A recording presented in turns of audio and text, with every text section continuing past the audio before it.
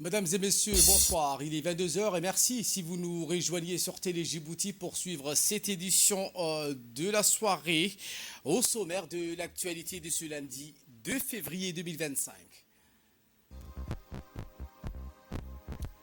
Le chef de l'État, Ismaël Marguerite, a pris part aux travaux de la 42e réunion du comité d'orientation des chefs d'État et de gouvernement de l'organisation NEPAD. Également dans l'actualité de ce 22 heures, avec cette réunion de concertation qui a eu lieu à la Chambre de commerce en vue de parler avec les opérateurs économiques sur le Ramadan et qui arrive très bientôt en Nouvelle du Monde. L'Égypte accueillera un sommet arabe d'urgence sur la Palestine. Ce sera ce 27 février. Voilà pour les titres. Merci si vous nous rejoignez sur Télé Djibouti.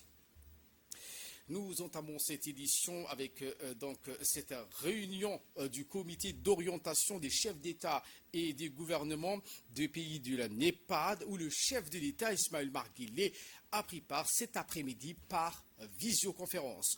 NEPAD qui est une instance en charge au sein de l'Union africaine de la promotion de la croissance et du développement durable ainsi que l'éradication de la pauvreté du continent.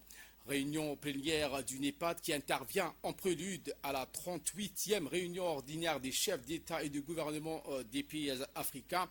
Au cours de cette réunion, les dirigeants ont mis en place un plan décennal qui guide le programme du développement de l'Afrique. La création de cette organisation, l'ODA-NEPAD, s'inscrit dans le cadre des réformes globales visant à améliorer l'impact et l'efficacité opérationnelle de l'organisation continentale, notamment l'Union africaine. Le mandat de l'ODA-NEPAD est de coordonner, exécuter les projets régionaux et continentaux prioritaires afin de promouvoir l'intégration régionale en Afrique et pour accélérer également l'agenda 2063 pour le renforcement des États membres. Eh bien, le chef de la diplomatie djiboutienne, Mahmoud Ali Youssouf, et la conseillère diplomatique du président de la République, Mme Fathia Jamaoudine, ont pris part aux travaux avec la participation du chef de l'État. Et le président de la République a tenu un discours lors de cette réunion. Le président Guélé a tout d'abord fait part de sa joie de prendre part à cette 42e réunion. Et président du comité d'organisation des chefs d'État et de gouvernement de AU-NEPAD. Excellence, M. Mohamed Ould Cheikh El-Ghazouani, président de la République islamique de Mauritanie et président en exercice de l'Union africaine.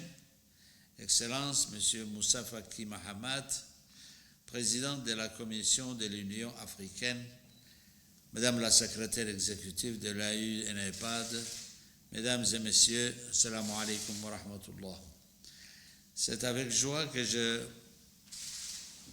prends part à cette 42e réunion du comité d'orientation des chefs d'État et de gouvernement de l'AU-NEPAD, pionnier d'une vision commune pour le développement durable et inclusif de notre continent. Permettez-moi avant toute chose de féliciter notre frère, son Excellence Abdel Fattah al-Sisi, président de la République arabe d'Égypte, pour son excellent leadership depuis qu'il a pris la présidence de cette auguste instance. Tout au long de votre mandat, les efforts remarquables que vous avez déployés dans la mise en œuvre des aspirations de l'agenda 2063 ont tracé des nouvelles frontières vers le développement de l'Afrique et nous vous en remercions. C'est dans cet esprit que la République de Djibouti soutient la demande de la République arabe d'Égypte de prolonger d'une année son mandat à la présidence de cette Assemblée. Monsieur le Président, l'agenda 2063 qui nous guide porte en lui l'espoir d'une Afrique prospère, intégrée et pacifique. C'est un projet ambitieux qui appelle à des transformations économiques, sociales et politiques profondes. Pour réaliser cette ambition, nous avons entrepris des réformes structurelles profondes. Cependant, nous continuons à faire face à des challenges considérables En effet, les défis politico-sécuritaires, les conflits, l'instabilité économique, les catastrophes naturelles nous empêchent d'avancer au rythme voulu et d'atteindre nos objectifs. Eh bien, dans la seconde partie de l'intervention du président de la République, le président Guelleh a indiqué qu'il faut donc attirer beaucoup d'investisseurs en Afrique significatifs et qui dépend également de notre aptitude à créer des environnements favorables au développement des affaires et à l'innovation dans notre continent, a précisé le président Guelleh. Écoutons. Ces défis, Monsieur le Président, exigent de nous une coopération renouvelée et des réponses adaptées. C'est tout le sens de la réunion de notre comité aujourd'hui où nous avons l'opportunité d'évaluer nos progrès et de redynamiser notre engagement envers l'AUDA-NEPAD. Il est en effet impératif d'examiner les modalités qui pourront nous permettre de renforcer la mise en œuvre de nos projets prioritaires. Cela passe par une rationalisation de nos efforts, une meilleure coordination des initiatives régionales et un dialogue actif avec toutes les parties prenantes. Il est tout aussi crucial d'engager des partenariats stratégiques tant au niveau continental qu'international. Dans ce cadre, nous devons veiller à conserver le contrôle du programme de développement de nos pays, car nous avons l'avantage unique de comprendre pleinement nos besoins et les priorités de nos populations. Il est clair aussi que notre capacité à attirer des investissements significatifs dépend également de notre aptitude à créer des environnements favorables au développement des affaires et à l'innovation.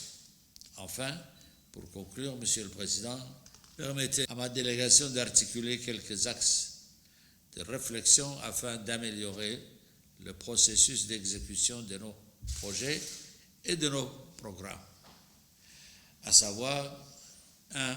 Renforcer les capacités des CER et des États membres, consolider leurs acquis en matière de données et de statistiques en vue de coordonner et d'assurer le suivi ainsi que l'exécution du deuxième plan décennal de la mise en œuvre de l'agenda 2063. Trouver des solutions concernant les défis majeurs liés au financement visible, viable et durable dans l'AUDA NEPAD en raison des conjonctures économiques et financières mondiales et qui entravent la mise en œuvre intégrale de nos décisions. 3. La nécessité pour les États membres d'accroître leur contribution financière aux efforts de développement sur le continent, notamment par un soutien financier à l'agence de l'AUDA NEPAD.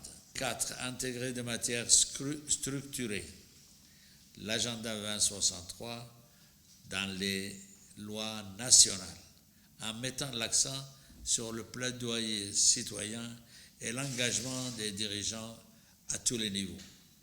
Renforcer les institutions publiques qui tirent parti des efforts du secteur privé, favorise les consensus national et s'aligne sur l'agenda 2063.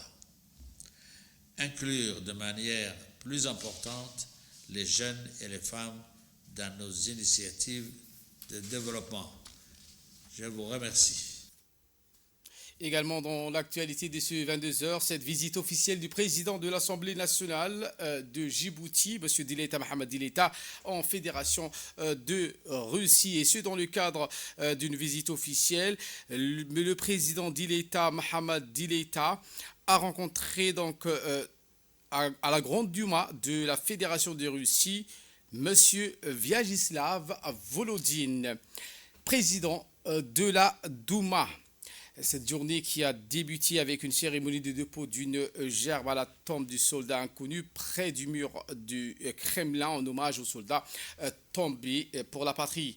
Une cérémonie empreinte de solennité et de respect qui s'est déroulée en présence de Mme Victoria Abranchenko, vice-présidente de la Douma de la Russie.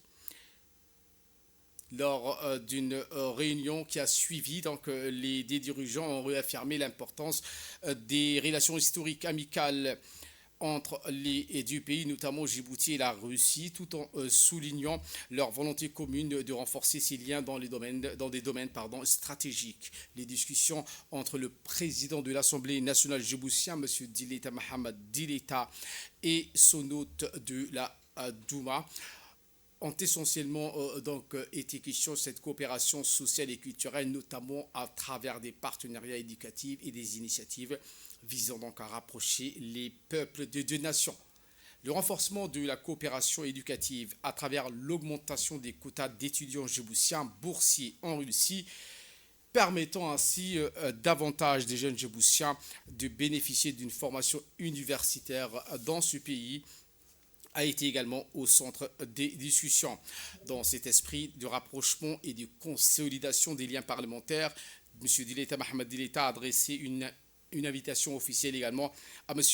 Vyacheslav Volodine ainsi qu'une délégation de la Douma.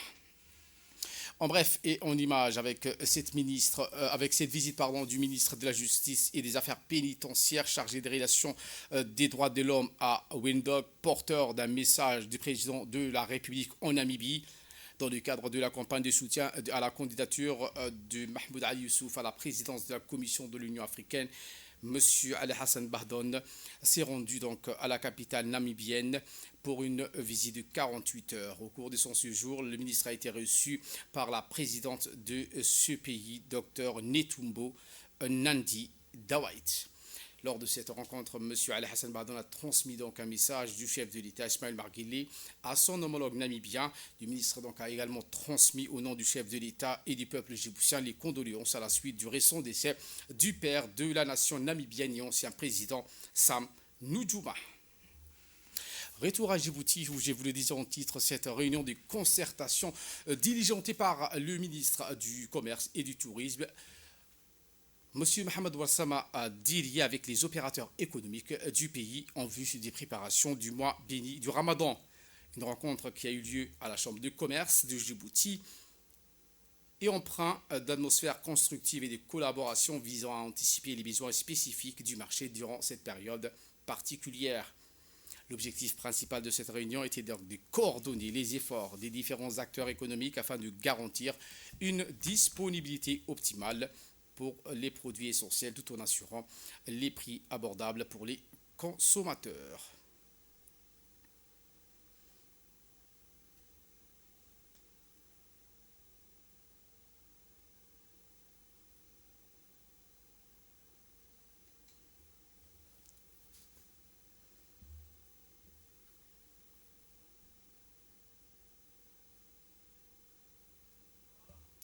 Et prenant donc la parole, M. Youssouf Moussa Dawale s'est exprimé en ces termes. Pour assurer un climat commercial équitable et respectueux des intérêts de tous, en particulier en ce mois béni du mois de Ramadan. Le Ramadan est un mois de solidarité et de partage. Il est donc primordial que nous, acteurs du secteur privé, représentants des différentes sociétés de la place, travaillons de concert afin de garantir le respect du prix et d'éviter toute spéculation qui pourrait nuire au pouvoir d'achat de nos concitoyens. La Chambre de commerce, en tant que partenaire clé du développement économique et régulateur du dialogue public-privé, en collaboration étroite avec le ministre et le ministère du Commerce, réaffirme son engagement à œuvrer pour veiller à l'application des règles de transparence et d'éthique commerciale. Notre objectif commun est de protéger les consommateurs tout en maintenant un environnement favorable à l'initiative économique et à la prospérité de nos entreprises. Je tiens à remercier particulièrement le ministre du Commerce et du tourisme pour son implication constante dans la préservation d'un marché équilibré et accessible à tous. Je salue également les opérateurs économiques dans le domaine de l'import-export, surtout de l'alimentation générale, le défi qu'ils continuent d'agir avec responsabilité et solidarité. Et pour sa part, le ministre du Commerce, Mohamed Warsame Diri, a réaffirmé dans ses propos son engagement à soutenir les entreprises locales et à veiller donc à la régulation du marché, tout en assurant un équilibre entre l'offre et la demande. Voici les propos du ministre. Je vous remercie de votre présence aujourd'hui à cette réunion cruciale pour notre pays, en particulier à l'approche du mois de Ramadan. Comme vous le savez, le mois de Ramadan est un moment sacré pour chacun d'entre nous, mais c'est aussi une période à la fois de faste et de grandes dépenses pour nos concitoyens. C'est pourquoi il est essentiel que nous veillions à ce que nos concitoyens aient accès à des denrées alimentaires suffisantes, variées et à des prix abordables pendant cette période. C'est notre devoir collectif de garantir que les familles de Djibouti puissent célébrer ces mois dans la dignité et la sérénité. Aujourd'hui, je voudrais d'abord aborder plusieurs points importants. La prévention des ruptures de stock. La prévention des ruptures de stock de denrées alimentaires est une priorité pour mon département. Cependant, sur la base des données dont nous disposons, la quantité suffisante disponible sur le marché, ainsi que celle de commandes en cours, nous rassure et nous conforte pour un Ramadan sans perturbation. Je tiens à vous encourager à poursuivre vos efforts et mon département reste étroitement disposé à vous accompagner dans vos efforts. Quant à la stabilisation des prix, nous sommes conscients des défis liés à l'inflation. Toutefois, la tendance de cette année est largement plus stable comparée au niveau d'inflation de Ramadan 2024. C'est pourquoi je tiens à vous interpeller sur l'exigence de veiller à maintenir les prix à leur niveau actuel, tel que publié dans la dernière mercuriale des prix. Par ailleurs, mon département poursuit ses activités de régulation à travers notamment un système automatisé qui élabore les fiches des prix et la mercurielle en temps réel. Direction Obok, où la ministre de la Jeunesse et de la Culture, Dr Ibo Moumine Assoui, a clôturé les activités de la Biennale des danses folkloriques et des jeux traditionnels à Dalayaf. Explication. La Biennale des danses folkloriques des jeux traditionnels s'est achevée en apothéose à Dalayaf après plusieurs jours de célébration du patrimoine culturel local. Organisée par l'association ITRO sous le parrainage du ministère de la Jeunesse et de la Culture, cette édition a été un véritable hommage aux traditions qui forgent l'identité de notre nation. La cérémonie de clôture a réuni des personnalités de premier plan, dont la ministre de la Jeunesse et de la Culture, Dr Ibo Moumine, le préfet de la région d'Obok, M. Moussa Aden Migane, le président du conseil régional d'Obok, Mohamed Ahmed, ainsi que les parlementaires ont rendu hommage à l'importance d'accorder à la préservation, à la promotion des patrimoines culturels et traditionnels. Tour à tour, les officiels, le président du conseil régional, le préfet de la région, les parlementaires, la ministre se sont succédés à la tribune pour prononcer des discours engagés pour exprimer leur soutien à la conservation et la transmission des savoir-faire endogènes.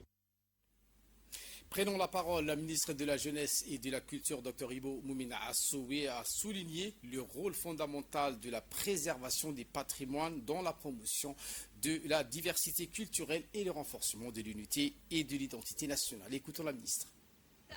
Avec immense joie et un grand honneur que je tenais à être avec vous aujourd'hui pour vous féliciter et vous encourager pour tout le travail qui a été fait. La biennale de Dalay, c'est tous les 2 ans qu'on va se retrouver ici, mais je souhaiterais que vous puissiez faire voyager votre festival. Donc ça, c'est une bonne chose, et qu'on puisse visiter toutes les localités. on peut dire, Camille, que la région d'Oborg a enfin son festival. Et encore, un festival vraiment très particulier, puisqu'il va valoriser les patrimoines culturels et les patrimoines traditionnels. Donc ce que vous avez choisi à mettre en avant, ce sont les danses et les jeux traditionnels. Et ça, c'est une très bonne chose, d'autant plus que ça s'inscrit dans la ligne droite de notre politique de conservation, puisque tous les rituels des danses folkloriques qui ont été faits hier soir sur les mariages est un projet qui est déjà soumis et déjà inscrit. Nous attendons les résultats. Même chose pour les jeux traditionnels. Donc ça a été déjà fait et soumis et nous attendons les résultats. Donc vous êtes carrément dans la ligne de droite et vous êtes d'une manière assez harmonieuse avec tout ce que nous faisons et je vous félicite aussi pour ça. Les patrimoines est un héritage. C'est un héritage très précieux. Et cet héritage, il faut non seulement le conserver, mais il faut aussi le transmettre. Le transmettre aux jeunes générations. Et leur transmettre ça, c'est garantir la préservation de ce qui fait notre identité, la préservation de ce qui fait notre héritage, ce qui fait que nous sommes à Djibouti des communautés avec une grande diversité culturelle. Il faut vraiment se battre pour notre diversité qui fait la richesse de notre pays et qui est partout admirée. Vraiment, je vous le confirme. Le rayonnement du patrimoine culturel immatériel de Djibouti est en cours. Nous avons pratiquement un programme de patrimoine culturel qui sera inscrit. On en est déjà à 2. Nous espérons être en 2027 pratiquement à 4 ou 5. Et donc, c'est une très bonne chose. Et donc, je remercie le président de la République à être le premier à défendre tout ce qui est culture. Il faut le dire et le redire.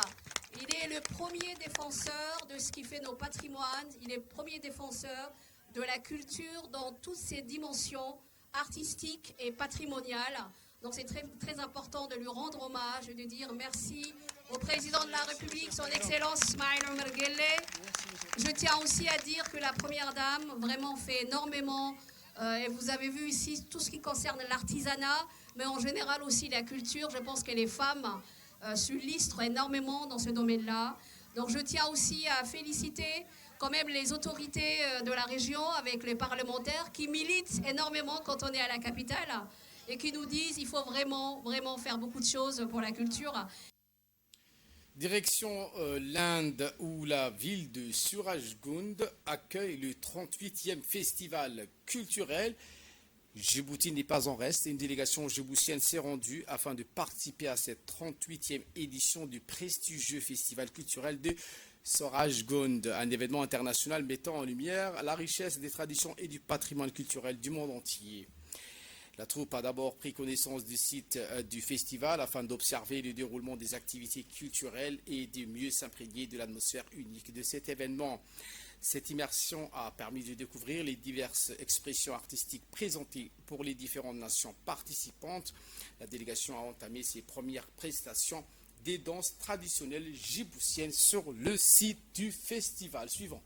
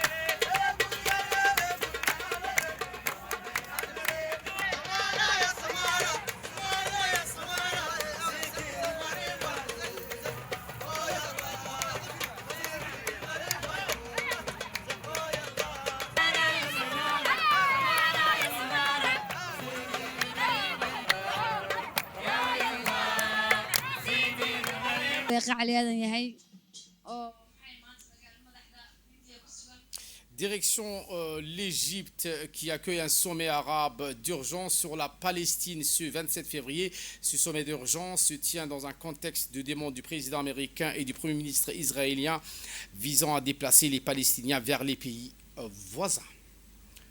C'est tout pour cette édition. Merci à vous de nous avoir suivis et très bonne suite du programme sur Télé Djibouti.